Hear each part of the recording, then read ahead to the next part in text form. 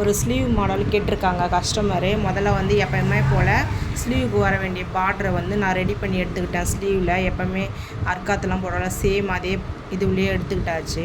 Next வந்து நான் லைனிங்கை butterfly மாடலில் 2 ஸ்லீவுக்குமே கட் பண்ணி எடுத்துக்கிட்டேன் இந்த மாதிரி. அதுக்கப்புறமா அதுக்காக ப்ளவுஸ் பிட் வரும் இல்லையா, அந்த ப்ளவுஸ் பிட்டே எடுத்து நான் இந்த பட்டர்ஃப்ளை மாடலில் நான் தச்சு அர்க்காத் போட்டு டேன் பண்ணி ரெடி பண்ண போகிறேன். அது எப்படி வருதுன்றதை பார்க்கலாம். நான் இப்போ அந்த ப்ளவுஸ் பிட்டே எடுத்துக்கிட்டாச்சு. அந்த லைனிங்கில் வந்து கட் பண்ணி வச்சுருக்கோம்ல டிசைனு, அதையும் எடுத்து நான் டாப்பில் போட்டு ரெடி பண்ண போகிறேன். ப்ளவுஸ் பிட்டை நல்ல பக்கமாக போட்டுக்கிட்டாச்சு. நல்ல பக்கமே வந்து நம்ம லைனிங்கை வச்சுக்கலாம். வச்சு இந்த ஷேப்பில் தைச்சிக்க போகிறோம். இப்போ இந்த ஷேப்பில் நம்ம தைச்சிக்கலாம். இந்த கச்சா கட் பண்ணிவிட்டு நான் டேன் பண்ணி எடுத்துக்கிறேன். நான் இப்போ தைச்சி அர்க்காத் போட்டு எடுத்துக்கிட்டேன். இது டேன் பண்ணி எடுத்துக்கலாம். இந்த பட்டர்ஃப்ளை மாடலில் நான் தைச்சி டேன் பண்ணி எடுத்துக்கிட்டேன். டேன் பண்ணி டம்மி தையல் சுற்றி போட்டு எடுத்துக்கிட்டேன். இப்போ நான் இந்த டிசைனை தான் வந்து இந்த பட்டர்ஃப்ளை மாடலு கட்டில் நான் வைக்க போகிறேன். ஸ்லீவில் டவுனில் இந்த இடத்துலையும் வரப்போகுது.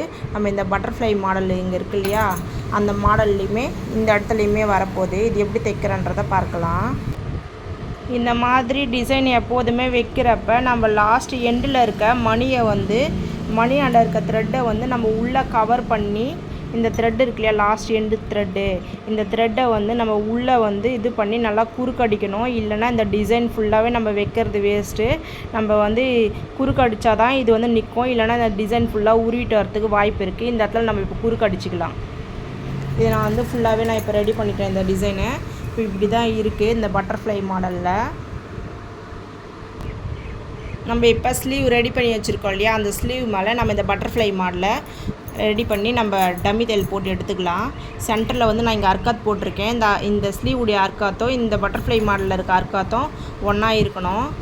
ஈவனாக எந்த சுருக்கமும் இல்லாமல் நம்ம இந்த பட்டர்ஃப்ளை மாடலை வந்து நம்ம ரெடி பண்ணி எடுத்துக்கலாம் இந்த ஸ்லீவ்லேருந்து.